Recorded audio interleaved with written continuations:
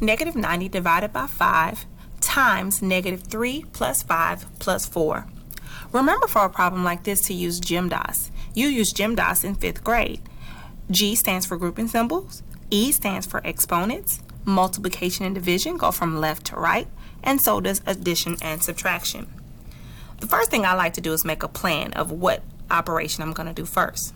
So first I plan to add negative 3 plus 5. Then I plan to divide negative 90 divided by 5. Then I plan to multiply 5 times whatever I get from here. Remember, a number next to the parentheses is multiplication. And last but not least, I plan to add that result to 4. So here we go. My first step is to add negative 3 plus 5. When I add negative 3 plus 5, I end up with a positive 2. My next step is to divide negative 90 divided by positive 5. A negative 90 divided by a positive 5 will give me a negative 18.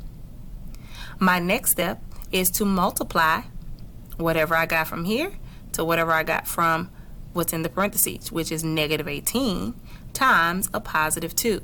Negative 18 times a positive 2 gives me a negative 36. Now I'm going to add that negative 36 to my positive 5. Remember, when you have different signs, you subtract and keep the bigger number of the sign.